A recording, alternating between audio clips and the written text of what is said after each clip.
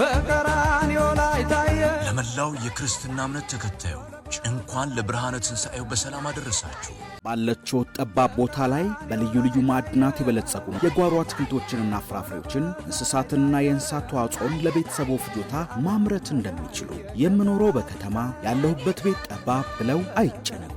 እኛ ለዚህ ጥሩ ምላሽ አለን። ብቻ ቀጠሮውን ከኛ ጋር ያድርጉ።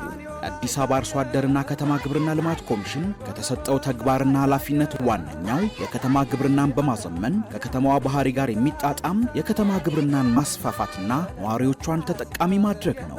አዲስ ቴክኖሎጂዎችን በማስተዋወቅና በማስፋፋት ከተማዋን ነዋሪ ባለው አነስተኛ ቦታ ላይ ወደ ላይ በማልማት የምግብ ፍጆታውን በደጁ እንዲያመርት መንገድ ያሳያል። ይምጡ፣ ከኛ ጋር ይስሩ፣ ምግቦን በደጁ ያመርታሉ።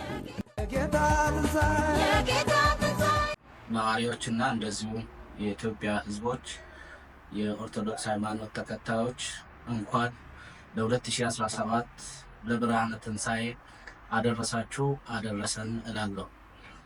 የአርሶ አደርና ከተማ ግብርና ኮሚሽን በከተማ ውስጥ ከዚህ በፊት ተገፍተው የነበሩትን ተፈናቅሎ የነበሩትን አርሶ አደሮችን መልሶ የማቋቋም በከተማ ውስጥ ያለው ልማት ውስጥ አብሮ እንዲለሙ የመስራት ስራና እንደዚሁም የህዝባችን በተለይ የከተማው ነዋሪ የራሱን የምግብ ዋስትና ከማረጋገጥ አንጻር ግብርናን በማዘመን አብዛኛው ነዋሪ እዚህ ውስጥ የራሱን የምግብ ፍጆታ ሸማች ከመሆን አምራች እንዲሆን አተኩረን እየሰራን ያለነውና የከተማው ነዋሪ በዚህ ዘርፍ ውስጥ በእንስሳትም በእጽዋትም ተጠቃሚ እንዲሆንና አብረን ተባብረን ለውጥ እንድናመጣ ልማት እንድናመጣ እንደዚሁም ልማታችን ሙሉ እንዲሆን የሚል መልእክት ነው ያለኝ።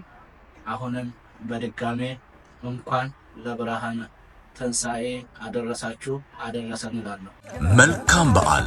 የአዲስ አበባ አርሶ አደርና ከተማ ግብርና ልማት ኮሚሽን የአዲስ አበባ አርሶ አደርና ከተማ ግብርና ልማት ኮሚሽን